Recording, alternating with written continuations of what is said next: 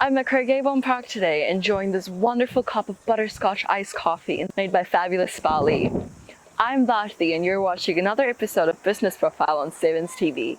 Now let's go have a look at Bali's wonderful entrepreneurial journey on the Words Cafe. I can offer you chai latte. Hello. Thank you for the really good cup of iced coffee. Oh, you're welcome. You're more than welcome. I'm glad you liked it. Yeah. Now that you're here, I can go relax. Absolutely fine. Thank you, Bharati. Okay. So let's get on the journey to discover all your experiences of getting on with Words Cafe. Yes. Now, a little about yourself. How long have you been in New Zealand? I've been in New Zealand for more than a few decades, and it's my home. I grew up here, did my schooling here, born into a family of 8. And yeah, we spent most of my life in South Auckland. That's lovely. And what led you to start Words Cafe? What led me to start Words Cafe? I wanted to be independent and I wanted to run my own business and have my own hours. I was working as a nurse doing a lot of shift work, and it was taxing on an injury that I had. So I needed to think about how I could last physically without re-injuring myself. Yeah. So were you passionate about this industry, or did it just happen? It did happen, and I was passionate about it. It was an existing business that I bought from the previous owner of the Trade Me. And I wanted a business that I could sustain financially without going over my head with too many expenses and investing in a small business. And so I thought a coffee van would be great because I love coffee, and I am fussy about what I drink. And I also wanted to be able to be in connection with the community still, and to serve my customers and provide a great commodity, which I think it is.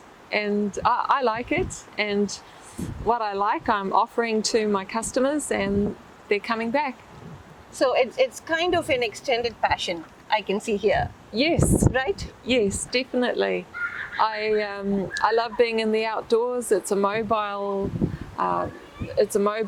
business. I'm here at a park where I'm out in the fresh air. I'm meeting great people, dog walkers, mums and dads, grandparents, and it's just an awesome atmosphere to be amongst people.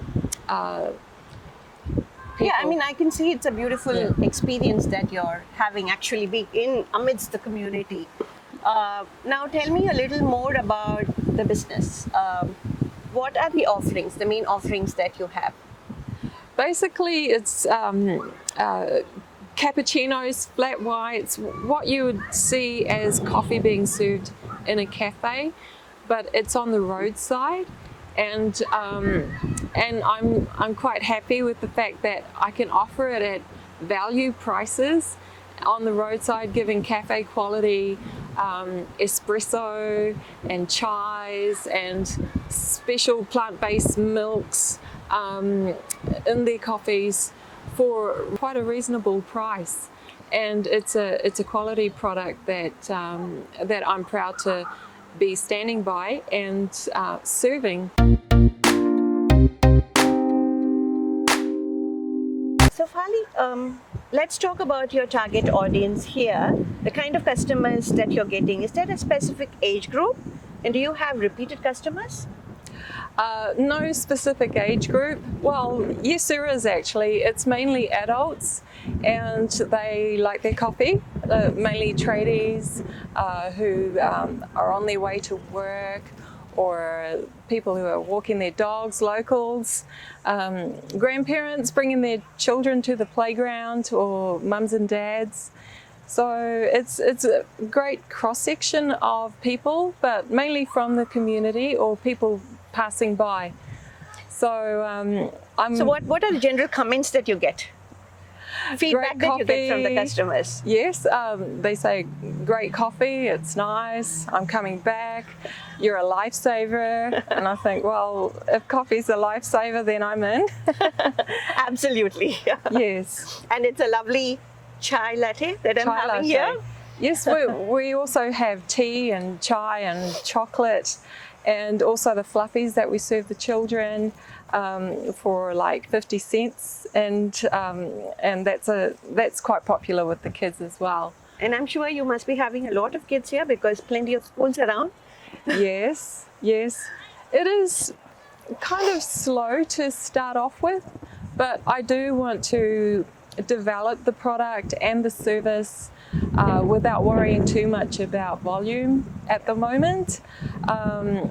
And in order to do that, I want to be more confident in what I sell and to do it, to provide a great service and product for each of my customers. And I love the rapport that I have with my customers and having that time where they're not just a number, they're individuals who like to share some of their stories with me when they come and buy their coffee. So I'm quite happy out here. Yeah, I can see that she's building more families here. So I guess there's a lot of warmth, there's a lot of quality than the quantity that you're focusing on at the moment, right? Yes, quality over quantity at the moment, because otherwise if I get too busy, I don't have time to chat with my customers, but I want to get to know them first. I guess that's what I love about being here in New Zealand.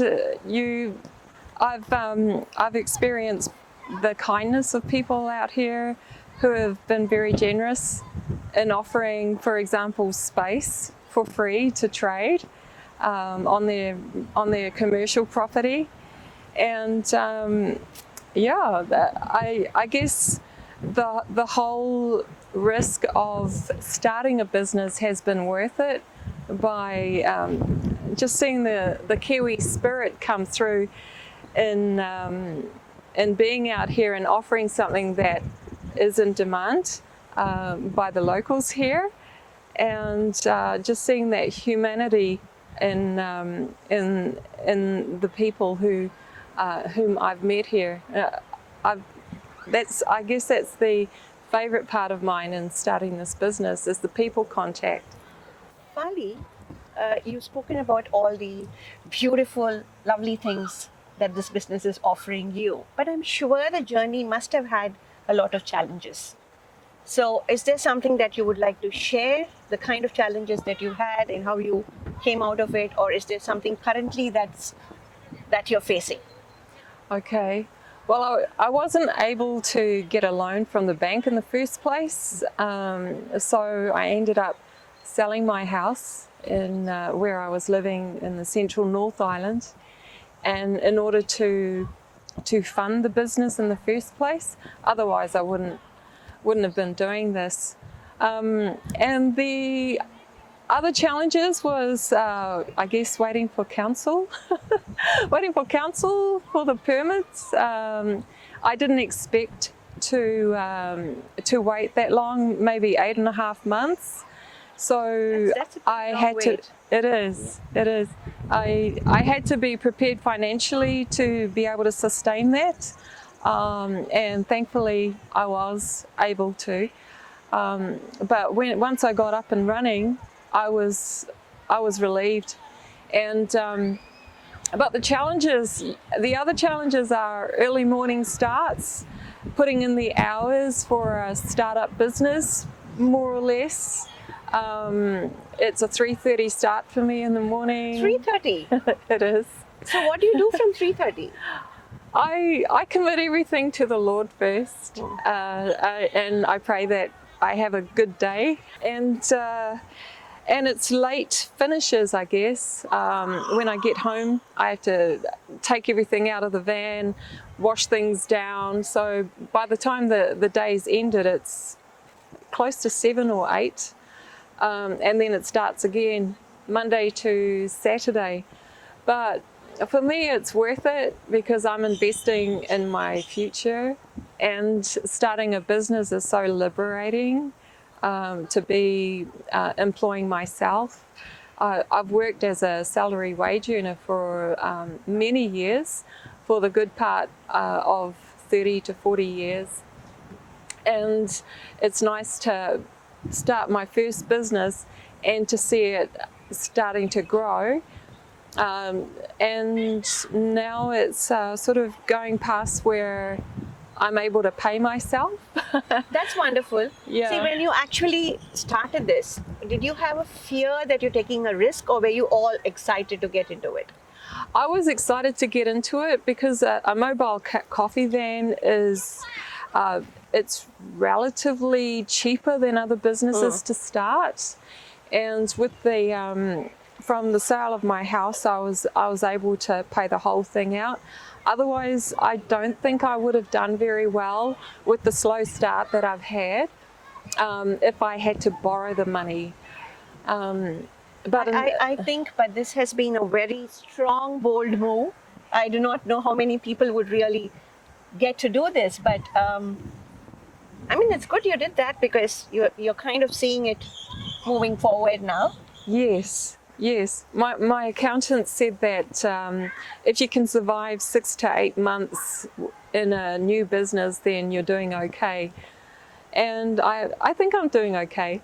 It's apart from the initial investment that I put into it, I can see it now starting to make a little bit of money, and for that I'm glad. I'm pleased, but I'm more focused on developing my reputation as a coffee vendor and continually providing a good product for my customers so that they do keep coming back.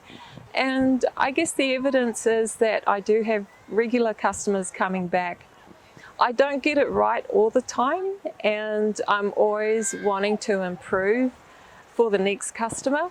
So it's good to be out here doing it and not just worrying about any mistakes that I may have made the day before or from the last customer. It's always moving forward for me. Yeah, I think a wonderful strategy that Fali is following is that she is building upon the customer satisfaction and loyalty so that she would have repeat customers. Yes. And once you build that up, I think you're winning the game. Thank you. There's always excitement when people want to start business, but in reality, it's not that easy. There are a lot of things to look into when you're starting a business. So, what are your key learnings? Knowing who to speak to at council in the first place, doing your research, and knowing your market, but learnings. To be patient, to be patient while waiting for the necessary permits or licenses to come through, and knocking on those doors, making those phone calls and getting the updates from the people that you need the permissions from. And I learnt that on the internet, not all the information is always up to date. So it's always good to speak directly with the right person that you need to speak with. Otherwise, you could be waiting weeks to get what you need, and that'll delay your startup from happening. And I guess the other thing as well is operating within your financial means and not getting too overwhelmed by a lot of expenses to start off with. And I find that reduces a lot of the stress of, that's why I have this mobile coffee van. It's relatively cheaper to run. I don't have as many overheads or rental to pay at the beginning. So if trade is a little slow to begin with, I can still sustain that. So basically, to operate within your financial means and not to get too overboard with borrowing money to start off a business. I think that's a very important tip that you have given. Now, if you were to give a few words of wisdom, advice to several hundreds of people here who want to start business, what would the key advices be? The key advice would be, oh, I've only just started. No, it may be early, but you have crossed certain bridges to come Yes. into this now. So Yes. I'm sure even whatever you spoke now is pretty enlightening. There's a lot of planning that's gone in. There's a lot of strategy that's gone into this, your own strategies. Yes. But there should be something which is a key learning, which could go as an advice to people you may want to share. Yes. I think humble beginnings is not a bad thing, and enjoying what you do, no matter how small your business is, it will grow.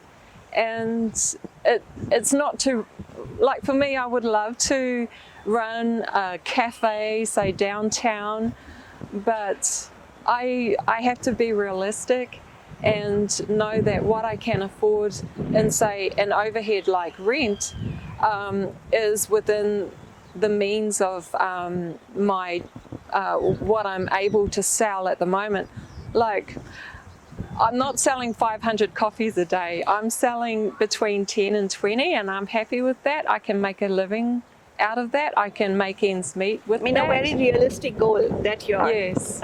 setting. So Yes. I think this is important when anybody wants to start a business, set a very realistic goal. Definitely. And in that way you won't, I don't think you'd go far wrong or get into trouble early. Like for instance, I wanted to buy another business, but I think in hindsight now I'm glad that I didn't, because I had the funds that I would have paid into that other business, that second business, to actually live on for 8.5 months. I didn't expect that. So expecting the unexpected with with savings that you can have for those sort of emergencies or situations will help you be successful in starting off on the right foot. Yeah. Yeah. Thanks for this. I think it's a lot of valuable advice that Fali has shared with us. I see a very smart businesswoman here. Now, what are your goals for the future? Well, I'd like to be able to give others an opportunity to get barista experience, and I guess that future's coming sooner than later, because I have a couple of young people who have put their hand up and wanted to volunteer and get barista skills under So under you're their giving them training or experience. something now? I'm not a qualified trainer. Okay. But I have a coffee machine, an espresso maker that they can practice on. So and- note the point that there is a big opening for those who are interested in. Yes, yes. Rather than taking a course for $450 to become a qualified barista.